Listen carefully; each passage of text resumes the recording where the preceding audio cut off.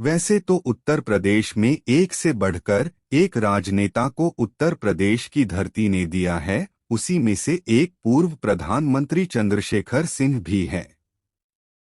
पूर्वी उत्तर प्रदेश में जन्मे चंद्रशेखर का जन्म 17 अप्रैल 1927 को उत्तर प्रदेश के बलिया जिला के एक गांव इब्राहिमपट्टी में एक राजपूत परिवार में हुआ था। वह एक किसान परिवार से आया था। उन्हें सतीश चंद्र पीजी कॉलेज में कला स्नातक की डिग्री से सम्मानित किया गया।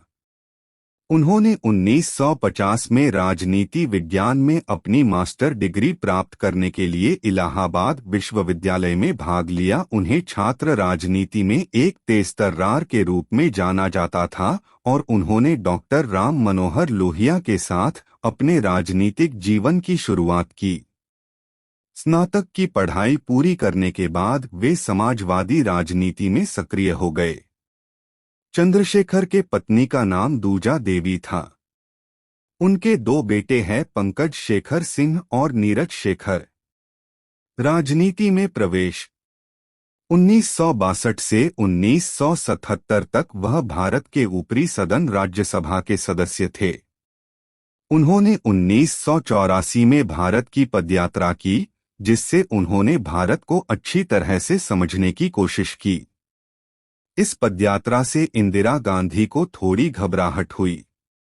सन 1977 में जब जनता पार्टी की सरकार बनी तो उन्होंने मंत्री पद न लेकर जनता पार्टी के राष्ट्रीय अध्यक्ष का पद लिया था।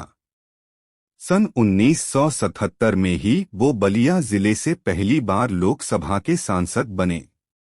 देश को बेहतर तरीके से जानने के लिए चंद्रशेखर 1983 में कन्याकुमारी से नई दिल्ली तक एक राष्ट्रव्यापी पदयात्रा पर गए, जिसके बारे में उन्होंने दावा किया कि इससे प्रधानमंत्री इंदिरा गांधी को घबराहट हुई।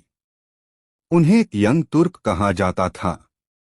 उन्होंने लगभग 4260 किलोमीटर और लगभग 6 महीने की यात्रा की।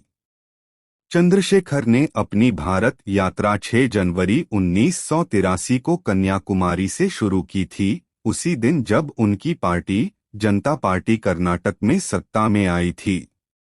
उन्होंने 25 जून 1983 आपातकाल की घोषणा की 8वीं वर्षगांठ और वह दिन भी जब भारत ने 1983 क्रिकेट विश्व कप जीता था, पर नई दिल्ली के राजघाट में अपने शानदार भारत यात्रा को समाप्त किया। चंद्रशेखर ने देश के विभिन्न हिस्सों में भारत यात्रा केंद्रों की स्थापना की और ग्रामीण विकास पर ध्यान केंद्रित करने के लिए हरियाणा के गुड़गांव के भोंडसी गांव में भारत यात्रा ट्रस्ट की स्थापना की। भारत यात्रा केंद्र भोंडसी आश्रम चंद्रशेखर द्वारा 1983 में 600 एकड़ पंचायत भूमि पर स्थापित किया गया था, जहां धर्मगुरु चंद्रस्वामी और धर्मगुरु के सहयोगी अदनान खशोगी, एक सऊदी अरब के अरबती अंतर्राष्ट्रीय हथियार डीलर विभिन्न घोटालों में उलझे हुए, का उपयोग करते हैं। उनसे मिलने के लिए 2002 से पहले तत्कालीन मुख्यमंत्री ओम प्रकाश चौटाला 1989 से 91 और 1999 से 2004 में कार्यालय में के निर्देश पर आश्रम की कुछ सरकारी जमीन हरियाणा सरकार द्वारा वापस ले ली गई थी। 2002 में भारत के सर्वोच्च न्यायालय ने कुछ भूमि को छोड़कर अधिकांश भूमि भोंडसी ग्राम पंचायत को लौटा दी।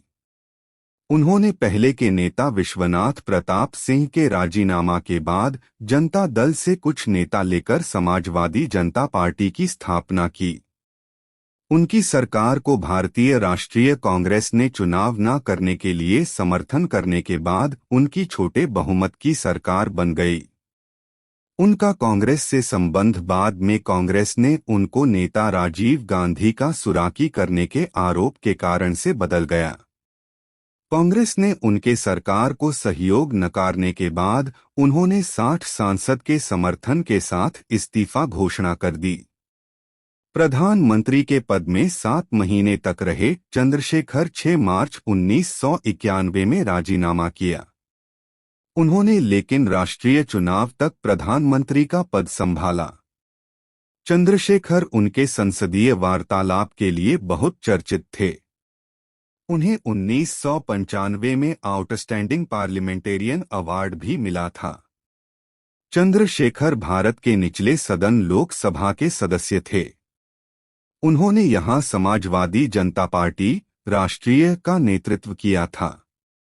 1977 से उन्होंने लोकसभा की निर्वाचन 8 बार उत्तर प्रदेश के बलिया क्षेत्र से जीता था। सन 1984 में इंदिरा गांधी की हत्या से उपजे आक्रोश के कारण एक बार चुनाव हारे थे। शेखर जी को मल्टीपल मायलोमा, एक प्रकार का प्लाज्मा कोश कैंसर हुआ था।